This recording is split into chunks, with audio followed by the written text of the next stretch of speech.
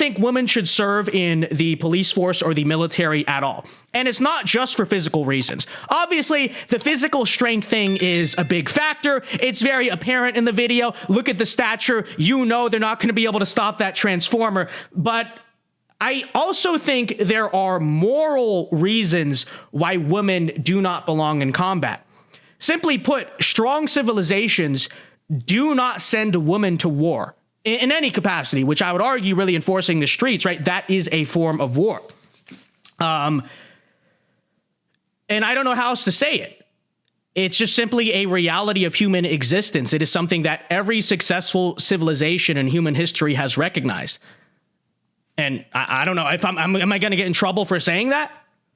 I don't care. I don't care how controversial it is, because frankly, if I were going into combat, give me my boys, right? I want an all-male fighting unit, and you might say, well, Vince, well, I get the physical aspect, but you're being sexist, because what about the 0.0001% of women who can pass all the military and police physical tests? What about them? Well, again, this is maybe the more controversial part, as opposed to just saying the physical differences. I still would not want to fight alongside women in war, and here is why. The first reason is situational awareness. It is well documented that men have faster reflexes and spatial awareness than women. This is why we tend to be better drivers as a stereotype. But frankly, let's face it. Again, I'm going to get in trouble, but it's just a reality of human nature, right? Women very often are oblivious to things. Is this true, right? Which is fine, and, you know, guys, we kind of find it kind of cute, and that's all good in peacetime. But, you know, again, you can call me whatever names. I don't care about a political agenda right now. I am saying that is the last thing you want in war, okay? It is what gets your unit killed by a booby trap, an IED. It's what gets you ambushed by an enemy. You know, like, extreme attention to detail under pressure is something that is very important in warfare. And, you know, frankly, like I said, situational awareness, it is a biological thing. Spatial awareness, you know, it's not the same in women. And I know I'm going to be attacked by feminists for saying that. But again, this is a reality of human existence that we all can observe and deep down know to be true. And you know what? If I'm going to war, I don't care about political correctness. I care about survival, which is why I'm tossing out all your idealistic garbage about equality and, I don't know, Rosie the Riveter or whatever. I'm discussing the sheer reality here of human nature. Again, you can get mad at it, but it's true. Which is, again, that women are not as situationally aware as men. And you might say, oh, well, let me put it in your face, this 1% exception. I don't care about your 1% exception. It's my life. It's war. We don't have time to experiment with unproven ideologies. I mean, that's just silly, okay? It's just silly. Secondly, the second reason I would not go to war with women is decision-making. Women are scientifically far more emotional creatures than men. This is a good thing. God makes them that way because those are the characteristics needed to raise children. This is why you sometimes see a woman can just look at a baby and immediately just start interacting with it and talking to it and like playing with it in a way that we men generally, we just can't do that. We just don't have that like baby irrational emotional instinct in us. And that's fine because we lack the emotional intelligence of women. But we also must acknowledge that if God makes women into emotional creatures for a purpose, then he also makes men ideally into logical, stoic creatures for a purpose. And in warfare, the last thing I need is emotional decision-making, right? The first one to lose their head is the first one to get killed in the streets as a cop or on the battlefield. And you know what? Women are very likely to do this. Again, you can argue with me. You can cancel that take all you want or get mad. It just doesn't change reality. I am not saying any of this to insult women or attack women. I'm just simply saying that it is my personal belief. Again, if you were sending me into warfare, these are the multi-layered reasons why I'm like, I don't put a woman in my combat unit, right? If I were putting together the army, I would, these are just the reasons I'm listing out why it would all be men. Again, you can get mad, but again, we're talking about our survival here. Again, who cares about political correctness, okay? There's a reason why even, I would say, the seemingly biologically programmed response of women. Do you notice this? What do women do whenever there's in danger? right? Where there's a shooter or a bomb, whatever it is. Do you notice how in virtually every video of any graphic bad thing you see ever happening, the first thing you hear is women start to scream and run to men for help, right? Do you notice that? Do you notice that that's a case in any crisis video you see? It's almost like you guys, women, are programmed to do that, which you are, biologically speaking. You know why? Because it's not your biological or natural duty to handle these situations, which is fine, right? I think most men are perfectly happy saying, yes, it is our job in society to be your protectors, but don't turn around coming to me saying that you don't belong, that you do belong in the military or the police force. I just don't buy it. Frankly, women in general do not have the same decision-making responses of men. They cannot handle stress in the same way. They do not process stress in the same way. They're more emotional in general, et cetera, et cetera. Again, this is not me attacking women. This is me listing out reasons why I believe as men it is our biological imperative to protect you. But again, all of those feminine characteristics are not things that I would want on the battlefield, regardless of whether or not you're the top 0.001% of women who are physically strong enough to do it, okay? I don't know what to tell you.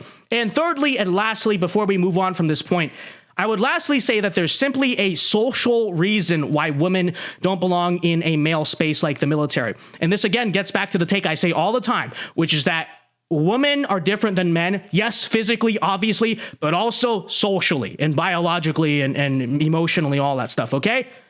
The truth of the matter is, we can act like we're all biologically the same, but men act and think differently when they are only around other men, when they are in an all-male space, as compared to when they're around women, and vice versa. Women also act differently around only women versus men and women or only men, right? Don't deny it.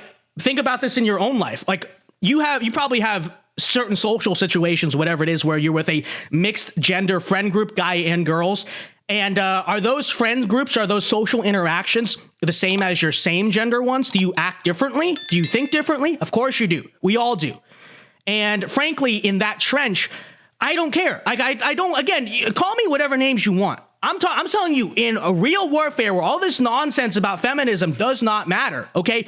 Women are simply a distraction for men. And I don't even mean that necessarily in a sexual sense. I mean, sometimes people say that, oh, well, they can't control their sexual...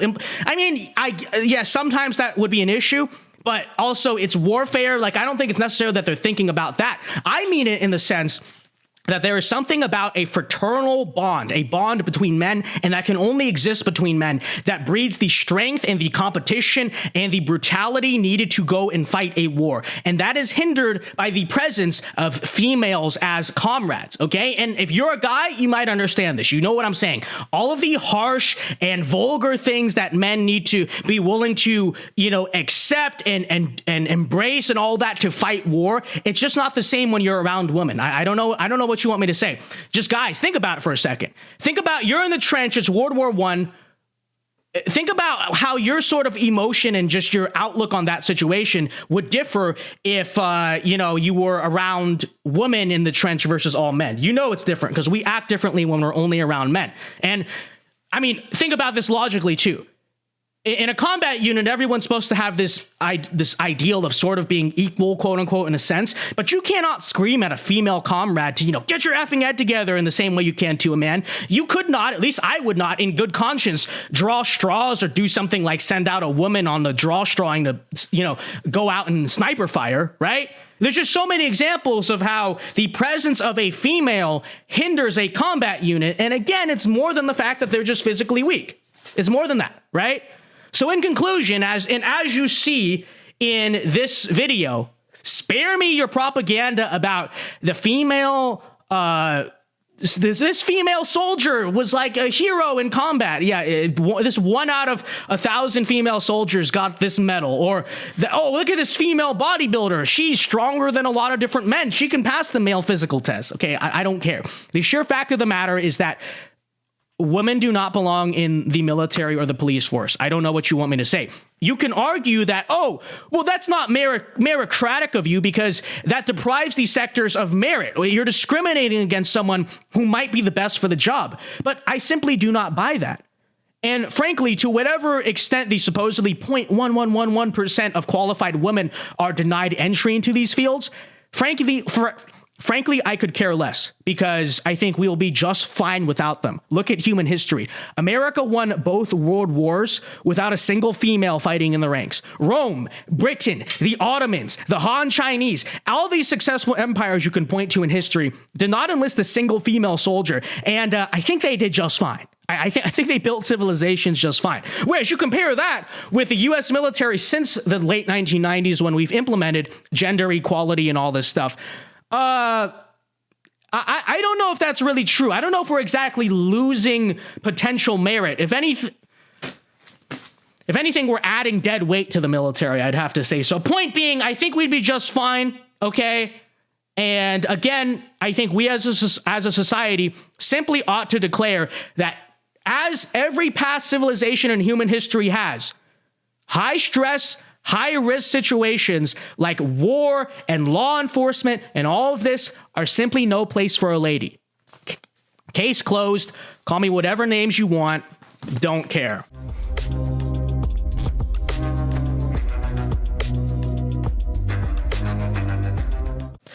Hey guys, Vince Dao here. Hope you enjoyed that clip from the Vince Dao show. If you did, be sure to leave a like and subscribe if you are new to the channel. And be sure to check out the Vince Dao show live every weeknight here on this channel at 8 p.m. Eastern time. It is a great show. Many are saying this. So leave a like, check out our other clips, and be sure to check out the show. Yeah. God bless.